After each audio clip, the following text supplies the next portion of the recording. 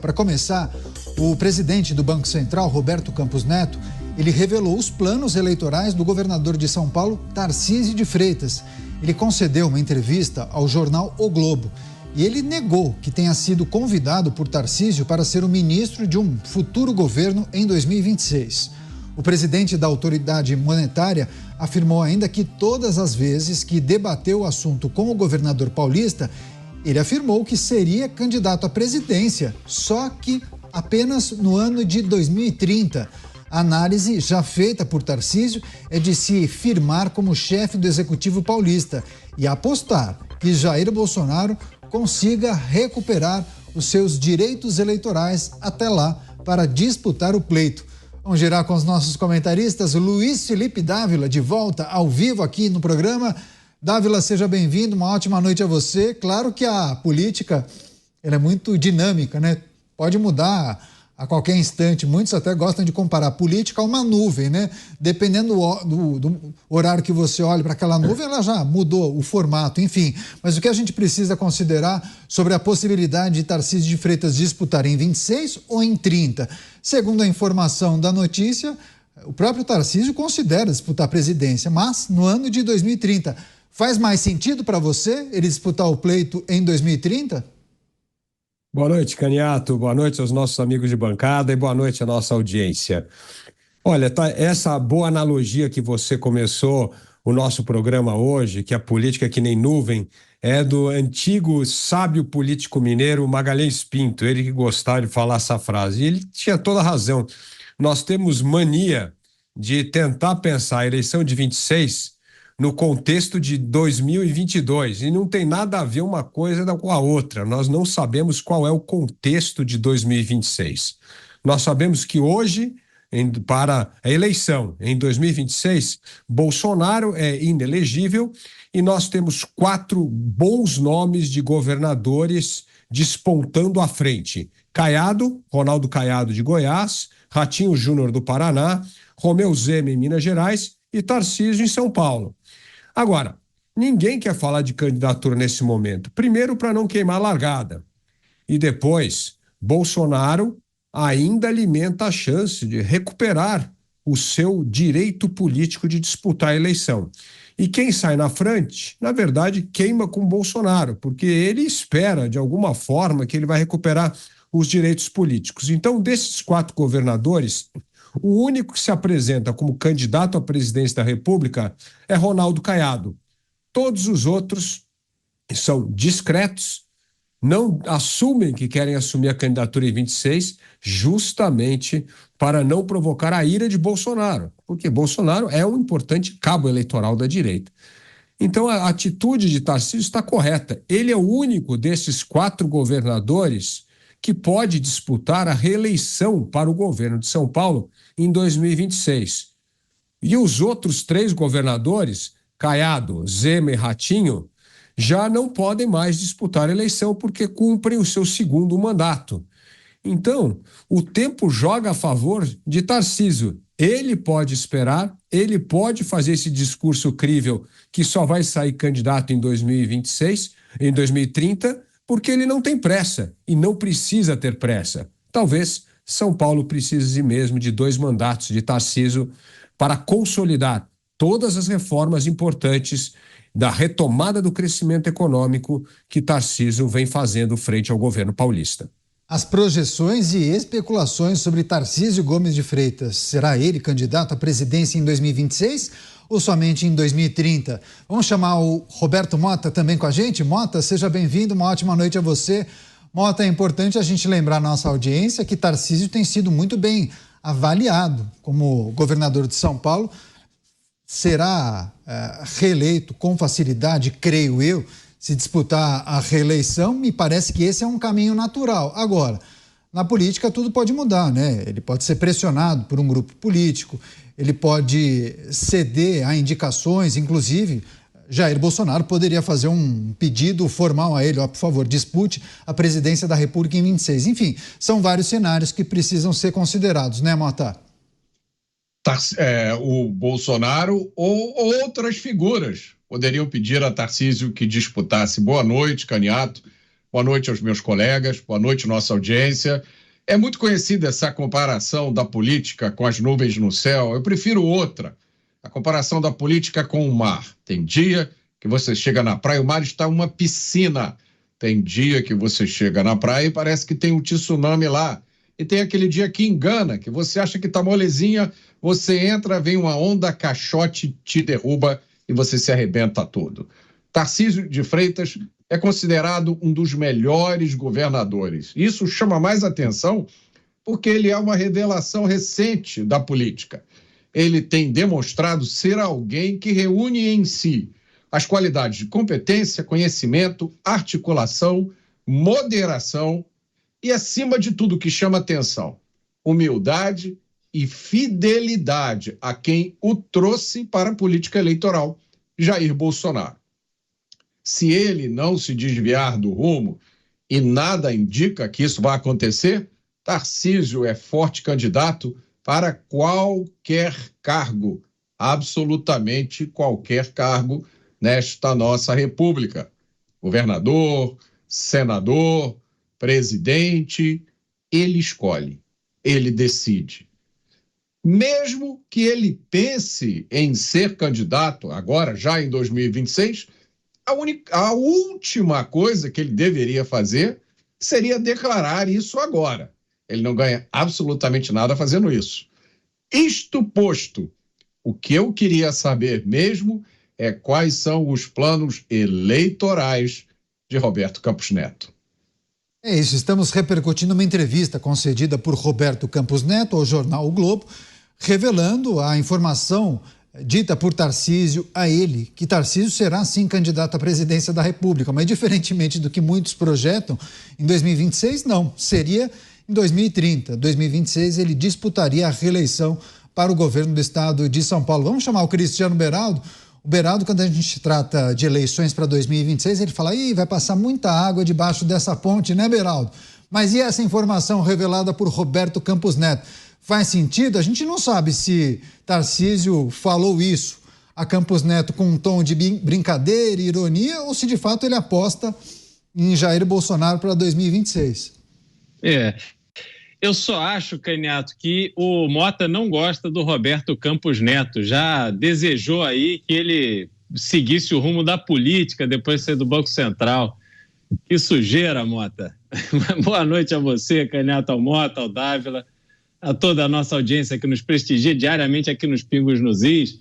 Veja, o Roberto Campos Neto, ele passou um bom período do início do atual governo sendo a pessoa mais atacada do Brasil. Tudo era culpa dele, né? Problemas de ineficiência fiscal que o governo apresenta até hoje, problemas inflacionários, problemas de juros altos e tal, tudo era culpa do Roberto Campos Neto, como se hoje em dia o presidente do Banco Central ele tivesse uma varinha mágica que, conforme a vontade própria, os problemas fossem ou não resolvidos, né? Então, não tenho dúvida de que ele sairá agora, né, já está chegando ao fim do seu mandato, sairá dessa experiência, certamente bastante cansado dessa dinâmica que não é só brutal da política, mas muitas vezes é injusta, e terá uma oportunidade imensa de ir trabalhar na iniciativa privada, ganhar o seu bom dinheiro e seguir a sua vida junto à sua família. É claro que essa exposição tão longa ao ambiente político, afinal de contas, a indicação à presidência do Banco Central, ela tem um cunho político diferente do exercício da função de presidente do Banco Central, mas ele tem essa sensibilidade, claro, para uma pessoa inteligente, para poder fazer uma avaliação de cenário. E essa manifestação de Tarcísio é a única manifestação que ele pode ter, porque todo mundo pergunta isso a ele. E como é que Tarcísio, governador do estado de São Paulo, em primeiro mandato, fazendo um trabalho excepcional à frente do estado, lidando de frente com problemas extremamente graves que outros governos estaduais têm muita dificuldade de fazer, e ele se tornou uma referência. E essa referência, ao mesmo tempo que dá um holofote, coloca um holofote em cima dele para esse pleito de 2026 para a presidência da República, tendo em vista que Jair Bolsonaro, seu padrinho dessa eleição para governador, está inelegível, mas ele não pode afirmar isso, até porque Bolsonaro está inelegível hoje. Nada, estamos no Brasil, nada significa ou nos faz crer, afirmar, ter certeza de que ele continuará inelegível até lá. Então, a resposta de Tarcísio, a meu ver, Caniato, é a resposta natural, necessária. Ele tem que responder a isso a todo momento. Então, acho muito justo que ele fale àqueles que são entusiastas de uma candidatura à sua presidência da República, que ele está reservando isso para 2030, depois que acabar o seu segundo mandato como governador de São Paulo. Pois é, isso que disse o Beraldo e também o Mota, né, Dávila, me parece uma fala estratégica do Tarcísio Gomes de Freitas, quando diz que acredita na reversão da inelegibilidade de Jair Bolsonaro, e ele reforça a ideia de que ele é uma figura fiel e leal a Jair Bolsonaro, inclusive mantendo acesa a chama dos apoiadores de Jair Bolsonaro, que creem numa reversão, inclusive, né? Exatamente, mostra lealdade a Bolsonaro e mostra que ele tem tempo para esperar a vez dele. Afinal, o Tarcísio tem 40 e poucos anos, ainda não tem nem 50 anos, tem um longo futuro político e está fazendo uma excelente gestão em São Paulo. Então, ele tem tempo a favor, ele demonstra lealdade ao presidente, e qualquer um desses governadores que vier a ser o possível candidato a presidente da República vai precisar muito de Tarcísio em São Paulo para conseguir uma vitória estrondosa em São Paulo, para compensar a perda de voto no Nordeste, que ali é o reduto favorito do PT. Então, assim, ele sempre vai ter um papel muito protagonista nas eleições presidenciais de 2026, como candidato, como cabo eleitoral ou como um dos maiores articuladores políticos por causa da qualidade da sua gestão que vem fazendo em São Paulo. Então, certamente terá um papel protagonista. O importante é criar critério, como eu sempre venho dizendo aqui, para unir a direita, para nós não termos vários candidatos. A ideia é ter um, mas se tiver dois no máximo, mas não pode ter uma profusão de candidatos, que isso é dar de bandeja uma eleição para a oposição. Então, nós precisamos hoje nos fortalecer como bloco para ter coerência e trabalhar em torno de um nome e de uma candidatura que tem o apoio de todos esses governadores. Aí sim, tendo um bom governador em Minas, São Paulo, Goiás, Paraná e Sul, nós temos grande chance de eleger o presidente da República em 2026. Pois é, esse é um aspecto interessante e importante, viu, Dávila? Mota, você costuma dizer que a direita atualmente tem excelentes nomes e bons quadros para disputar as eleições de 2026. Agora, na hipótese de Tarcísio de Freitas não concorrer e também Jair Bolsonaro não conseguir reverter a inelegibilidade, o Dávila mencionou alguns governadores que até já externaram a vontade de disputar as eleições. Isso passa por Ronaldo Caiado, Ratinho Júnior, o Romeu Zema, há outros nomes que poderiam disputar, enfim, até indicados de Jair Bolsonaro, fala-se na possibilidade de Michele Bolsonaro, enfim, a gente poderia elencar aqui uns 4, 5 nomes. Como os grupos políticos da direita precisam se organizar e precisam analisar esse cenário para escolher como disse o Dávila, talvez 2 nomes para disputar com o candidato do PT ou da esquerda?